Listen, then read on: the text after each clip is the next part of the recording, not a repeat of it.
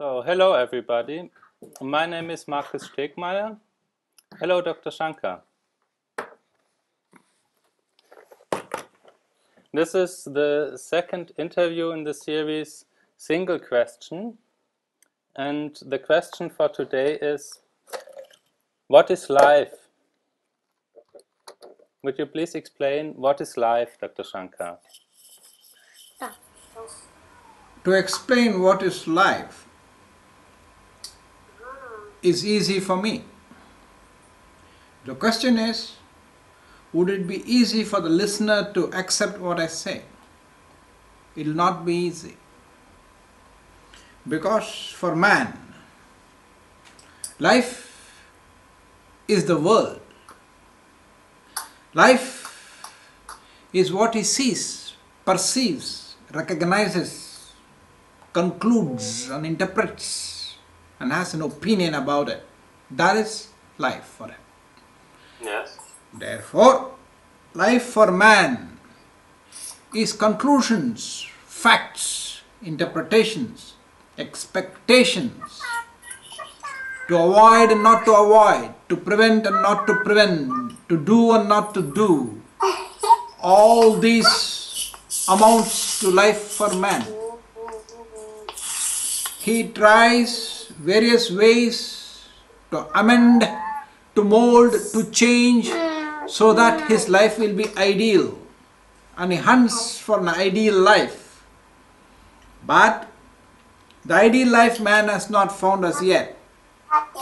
But life nevertheless for man is what he expects it to be.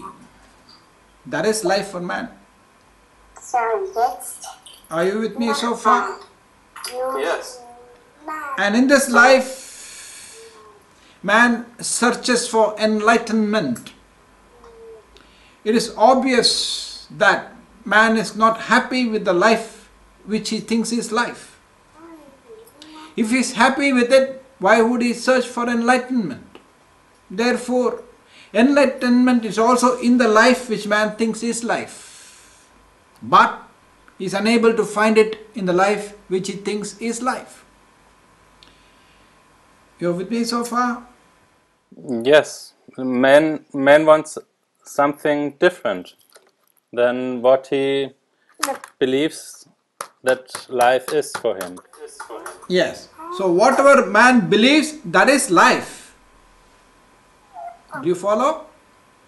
Yes. Whatever man believes about life is life for man. Yes. What does man believe about life? The profession which he does, the profession which he expects to do, the job which he wants, the job which he likes to have, the job which he does not like to have. All these things make up life for man. Yeah. Life for man is what he thinks it is. What he thinks it is. Therefore, life is what man thinks it is. You with me so far? Yes. Yeah.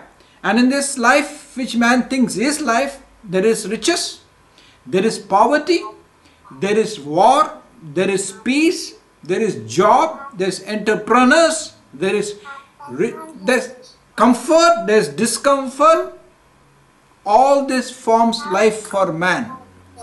Therefore, man hunts for a life of comfort, life of peace, life of happiness. But man does not understand in this life which he searches for. Happiness is never there for him in every moment of life. But he wants it in every moment of life, of course. And that is life for him. Do you understand? Therefore, man should understand, if he is hunting for a happiness which is life and a happiness which could be present every moment of it, if that is life, first and foremost, let me finish the question. So this is life for man. You understand so far?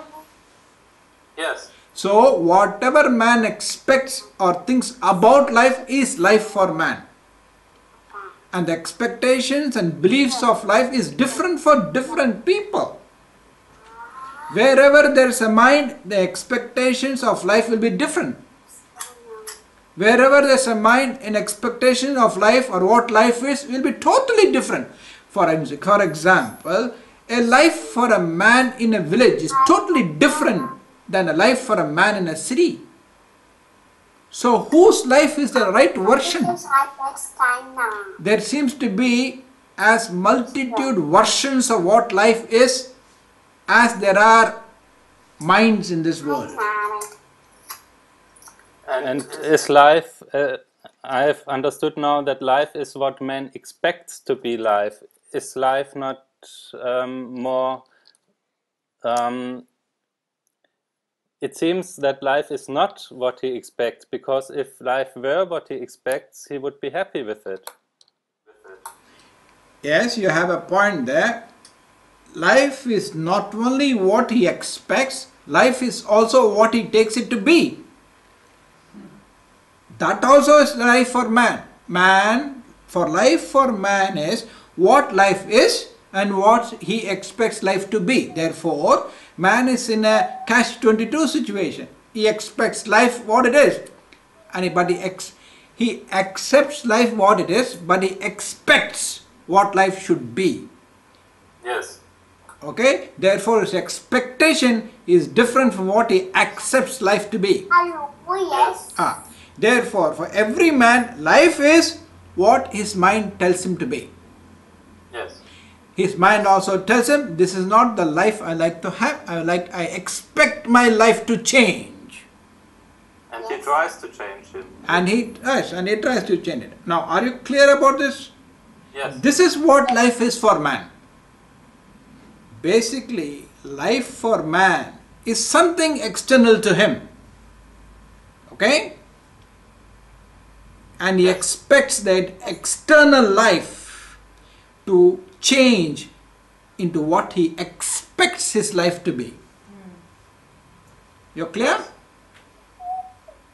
Yes. Good. Now, in this life which is out there, it may be for some very happy, it may be for some very comfortable, and those to whom life is comfortable, they expect life to be more comfortable.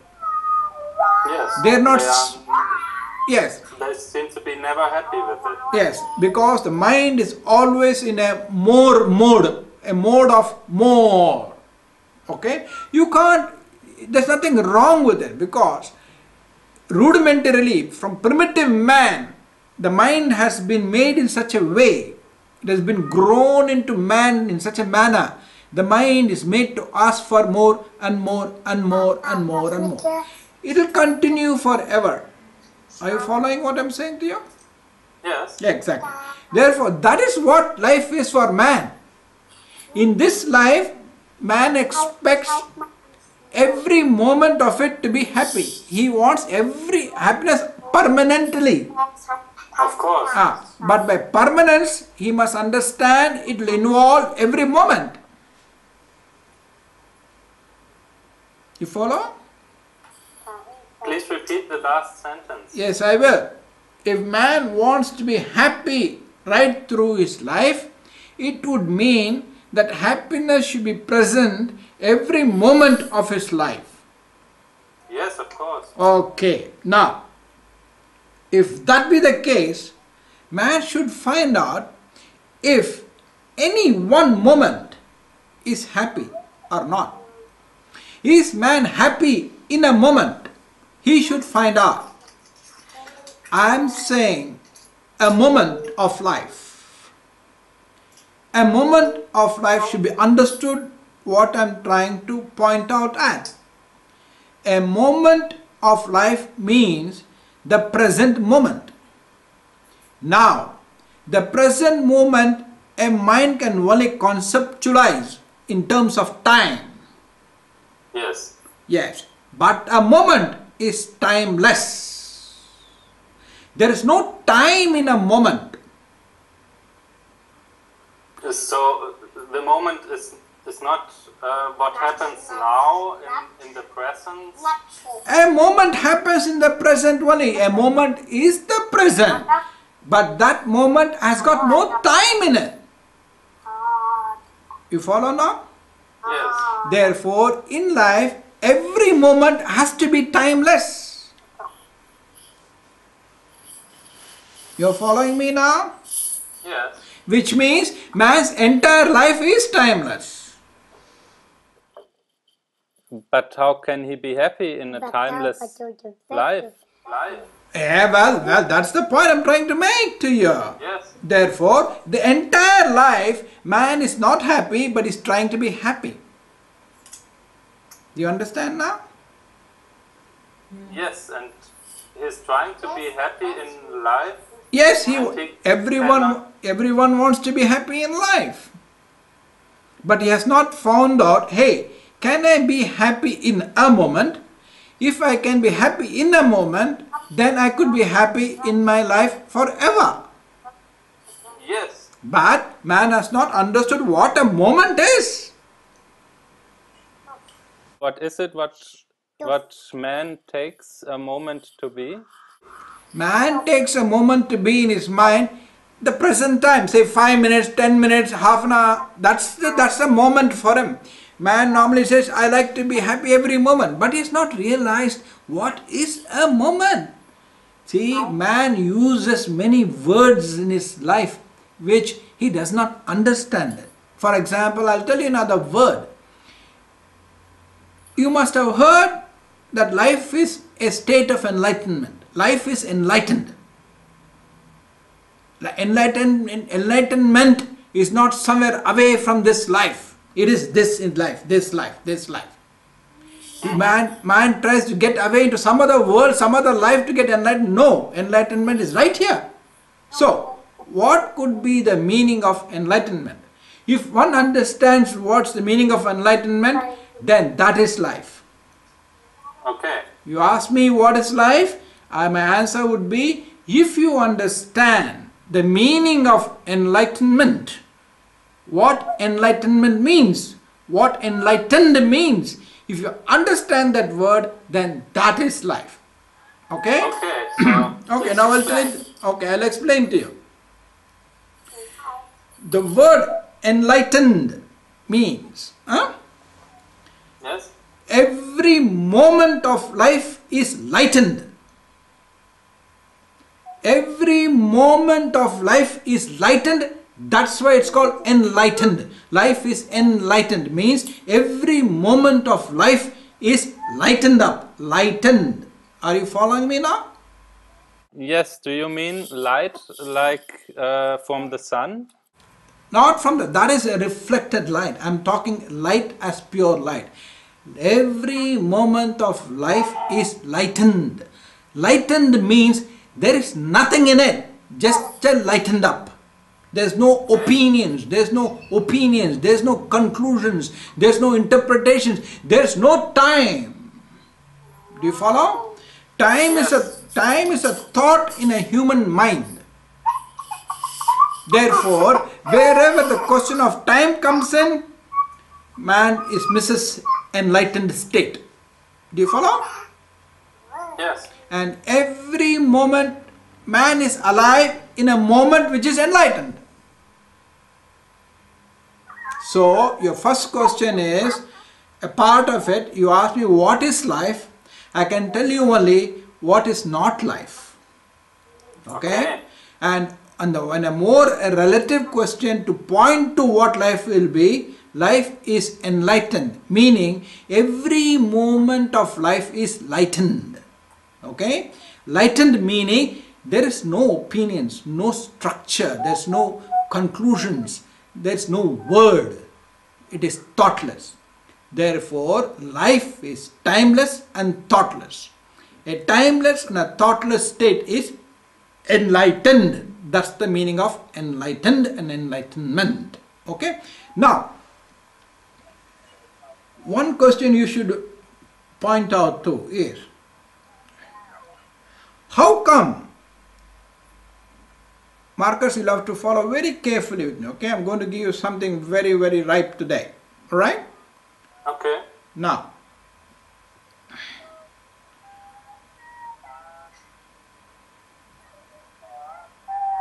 though there is a moment in life, life is just one moment, not many moments added on together. Are you following me now? Yes, but it appears like many moments. Of course, it appears like many moments as words in your mind. But can man see a moment separate from another moment? Visually? No. No. Can he also think of a moment separate from a moment? Can he demarcate a moment from the other? No. It's not possible. That's not how the mind is structured and functions. A moment is merely a word in man's mind. Visually, a man cannot see a moment, nor audially a man cannot think about a moment. He can only think about a moment as a word, not as a boundary, not as a limitation. He thinks a moment is a small unit of time. He cannot do much in a moment, but he can do much in many moments. That's how man's mind structures. Do you follow me now? Yes. A moment is a moment, meaning an eternal moment. Okay? Eternal not meaning endless time. Eternal is not endless time. Yes? Eternal means it hasn't got a beginning or an end. It cannot. Okay. It just cannot. That's the meaning of the word eternal. Okay. Okay, now I'll tell you one thing. Okay, now we'll go along these lines. You must have heard a statement from Dr. Shankar that life is a singular movement. Yes. Okay, now without a beginning or an end. I've heard it many times. Yeah. Yes, that's why it makes life eternal. Now I'll explain to you why life is beginless and endless and why life is a singular movement. And that will be part of an answer to you when you ask me what is life. Okay? Yes. The first part of it, life is enlightened, means it's lightened up. Every moment is lightened. Now I'll tell you how that moment is eternal. The lightened moment, why it is enlightened and why is it eternal. Okay. Okay, if a moment is eternal, it cannot have a beginning, neither an end. You rightfully pointed out. If it hasn't got a beginning or an end, all that a movement will have will be a movement which is singular. Yes. Yet man sees many actions, man thinks many words, man thinks many moments. It doesn't fit into him. Do you understand? Yes. And if such is the case, one has to be clear why life is a singular movement and why life is beginless and endless. Unless he is clear about it, the so-called enlightened state what man talks about will be merely another behavior. Yes. Do you understand? I understand. Exactly. Because it is so clear to you now, in a moment you cannot see an action, there cannot be a word, neither can you hear a word in a moment. No. Exactly. Therefore, how could man practice something, do an event, practice silence and then get in an enlightened state? Because everything what he will be doing, he will be doing in a non-enlightened moment. And what is a non-enlightened moment? What man talks, wherever he finds a word, wherever he visually sees an action, that's not an enlightened moment at all. It is something else. What is it? That's just your mind. Wherever man, you'll be remaining in your mind. And through the mind, man believes he has got into an enlightened state. You cannot. Yes. You follow what I'm saying to you now? I follow, yes. Okay, now I'll talk about the mind a little bit. Listen, Marcus. Listen very carefully. You have a human body. Okay? Yes. Now, I was surprised when you asked me last time, is there anything to understand or why people say there's nothing to understand? I will tell you a small example, there's how much things there needs to be understood. Otherwise, man will be lost in a dream, thinking it's enlightenment. Now listen very carefully. How many cells do you think make up your body, Marcus? I don't know, many. Okay. Every cell in your body, every cell of our body, I mean every cell of our body, externally and internally. Internally, you have many organs, and in every organ there are many cells. Okay? Yes. From the tip of your head to the tip of our toes, it is made up of multitude of cells, and in each cell of the body there are multitude of actions which goes on, functions which goes on, of which man is not sure of what should be the absolute complete action in a single cell. He only knows about 10% or 20% of actions which goes on in any cell, and how it goes on and when it goes on. He cannot identify a particular time which he thinks he knows in his mind when a particular action happens in a cell. Do you follow? Yes. Okay. Now, and the mind does not control a single function which happens in any cell of the body. If the mind were able to control the functions in any cell in the body, man will not age. Do you follow what I am saying to you? Yes, he would not allow it to. Exactly. Which means man cannot control any cell in his body, including the cell in his brains, out of which man hardly knows anything. Do you follow what I am saying to you? Yes. The cells in his brain, man has understood only 2 to 3% of cells in his brain. Can you imagine the amount of cells in his brain? Just not it. Even man has not understood it. For example, the pineal gland in the brain. There's a gland called pineal gland. That itself has got trillion amount of cells in it. Trillions. I'm talking about trillions. And man hasn't understood even a function of one single cell in that gland. Now, come to, that's not different now. Now, let me talk about that. See, a body, totally, externally and internally, the mind does not control any cell. Yes. If that be the case, when you walk across the room, doesn't all the cells also walk across the room? Of course. Then how did the mind tell a cell to move? There you go. Do you understand now?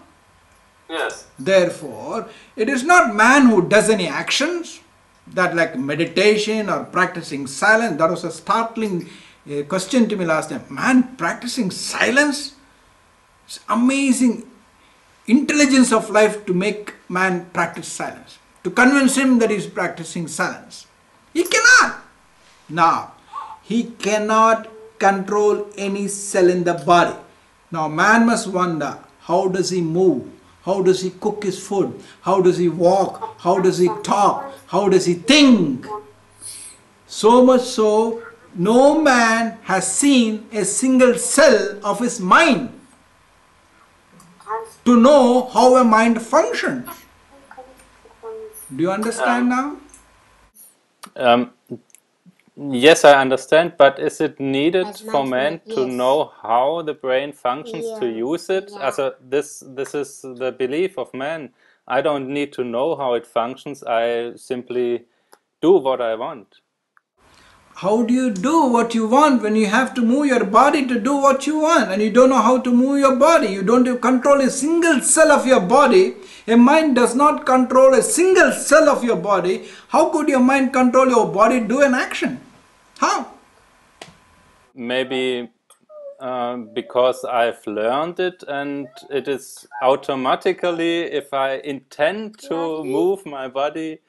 That's a belief. That's the intelligence of life to make it convince a man that he moves his body. But how does he move his body? Does he know? He should know. If he should know how, you wouldn't know, I wouldn't know. Of course, you cannot be known. It's as simple as that. But yet the body moves. He attributes the movement of the body to his intelligence, to his intellect and his mind. And is convinced that there are actions in life. That is where I'm trying to explain it to you. Life is not action filled. Life is merely a singular movement of forms and colors. Okay? You understood the body now? Yes. How it is impossible for man to be able to do an action when he can't even control a single cell in his body, and every movement of his body involves so many cells. Do you understand? So the body moves by itself? There you go. Why? How does it move by itself? I'll explain it to you. Not how it moves by itself. I'll explain it to you why life is a singular movement. Okay? Okay. Yes. Now listen very carefully. Is it clear so far to you, Marcus? It is clear so far. Okay, good. Now listen. You see, the human eye, Yes. human ears, okay? Through the eye, he can visually see, and through the ears, you can hear a sound, a word. Yes. Now, man must understand, or rather he has not understood as yet, what does he do to initiate seeing? What does the ego do to commence seeing? Does he open his eyes and he doesn't see, and then he clicks on the seeing so the seeing can happen to him? No. No, I wake up in the morning and seeing is Already there. Exactly. Same thing with a word. You don't put a switch to turn on your ear so that you can hear a word. The ego or individual does not do anything to hear a word, neither to see. Yes. Okay? This is the first point man should understand. Now, you would have observed, or any man will observe, that the mind is very limited in its functions. What do you mean by limited? I will tell you, explain it to you. Eyes can only see a certain distance and not for any absolute distance. You follow? Yes. Eye can only see a certain wavelength of light. Eyes cannot see X-rays, nor can the eyes see infrared lights, beyond infrared. Do you follow? Yes. Limited means eyes can see only a certain spectrum of light. Below a certain spectrum, eyes cannot see. Above a certain spectrum, the eyes cannot see. Yes. For example, the eyes cannot see in darkness, while some animals can see very easily in darkness. Do you follow? Yes. Therefore, mind is limited in every functions which it has got. I am talking about a visual function now, okay? You follow what I am saying to you? Yes. Okay. Now, therefore, man can visually see a movement only when it comes into the spectrum of wavelength of light. Yes. Before this, anything come below this spectrum, he cannot see a movement. Above a certain spectrum, he cannot see a movement. For example, when you fly in aircraft, do you see the aircraft moving? No. Can you think of a thought of 500 miles in your mind? No. You cannot. Therefore, a man is able to appreciate a movement of the body only when the body moves within the certain spectrum of speed of light. Yes. Follow me? Yes. Below, he cannot above a certain spectrum, he cannot see a movement. You follow? I understand. Good. Now, if a movement comes into his range of visualized spectrum of speed of light, he is able to see the movement. Yeah? Yes. How can it come into his range of spectrum, visual spectrum, where he can see a movement, if it was not moving before this too? Yes. It has to be moving before he can visually see it moving. Which means that which he sees moving within his spectrum, it has to be moving below that spectrum too. Yes. Which means a body is always moving. Just because you do not see it moving, it doesn't mean it's not moving. You understand? Therefore, from birth to death, man simply moves. He cannot stop it. He cannot stop it. That is why life is a singular movement. You cannot see a movement before or above a certain range. You are deceived visually. A visual deception starts to you. Just because you see a movement now, you think, the movement has started now. You say, your body is always moving continuously. Only when you register in your mind your mood, you think of an action. Okay. I'm going to stop here now. This is what I explained to you. What is life? Life is not what your mind thinks is life. Life is enlightened. Life is a singular movement of light and sound. Okay? I'm going to stop here now, Marcus. I'll see you later. Good evening. Thank you. You're welcome.